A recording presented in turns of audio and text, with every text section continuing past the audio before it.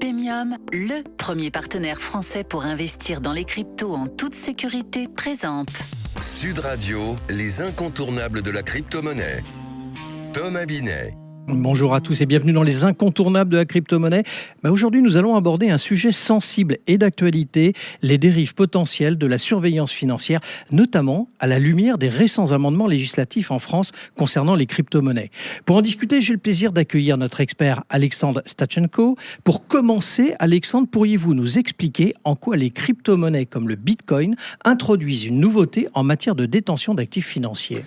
Alors, c'est une distinction qui est effectivement très importante. Traditionnellement, la réglementation anti-blanchiment, elle repose sur l'idée que pour utiliser de l'argent, il faut passer par un intermédiaire financier, comme une banque par exemple. Ces intermédiaires, ils sont donc soumis à des obligations de surveillance et de déclaration. Cependant, avec les crypto-monnaies, il est possible pour un individu de détenir et de gérer directement ses actifs sans passer par un tiers de confiance. Et donc, ça représente un défi inédit pour les régulateurs. Mais alors, comment les régulateurs, Alexandre, agissent-ils face à cette situation ? Alors, face à cette évolution, les régulateurs devraient, dans l'idéal, repenser l'intégralité de la régulation financière mise en place depuis une trentaine d'années.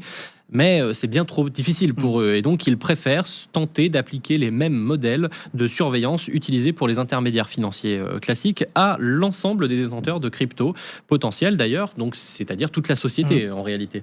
Et ça inclut des mesures qui visent à surveiller ou à restreindre l'utilisation de technologies qui permettent de préserver la confidentialité des transactions en crypto-monnaie. Alors, vous pouvez nous donner un exemple concret sur ces mesures ? Très récemment, en France, le Sénat a adopté un amendement interdisant l'usage de ce qu'on appelle les mixeurs de cryptoactifs.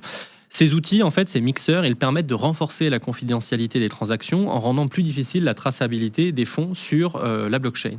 Et l'amendement, il vise à lutter contre le blanchiment d'argent et le financement du narcotrafic, mais en réalité, il soulève des questions sur le respect de la vie privée des utilisateurs. Alors, quelles sont les implications de telles mesures pour la vie privée des citoyens, Alexandre ?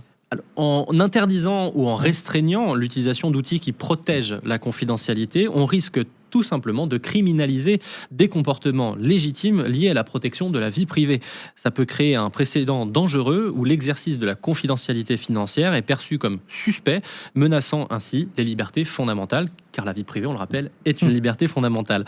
Alors même qu'avec la recrudescence d'affaires criminelles visant les détenteurs de crypto, préserver sa confidentialité est plutôt une obligation. C'est une bonne hygiène de vie numérique tout simplement. Mais alors comment ces mesures s'inscrivent-elles dans le cadre législatif actuel ?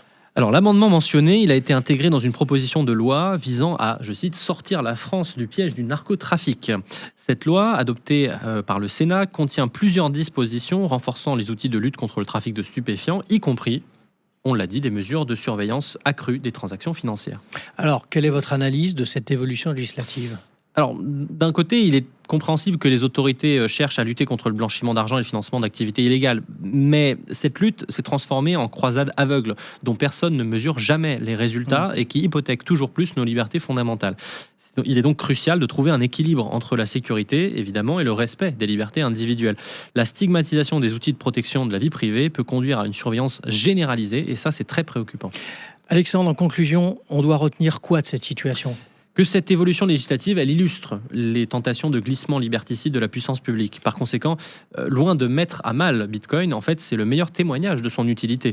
Offrir une porte de sortie à ce système de surveillance de masse pour retrouver sa liberté et son indépendance financière.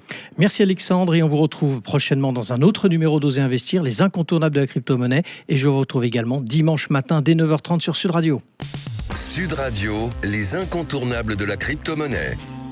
Thomas Binet. Avec Pemium, le premier partenaire français pour investir dans les cryptos en toute sécurité.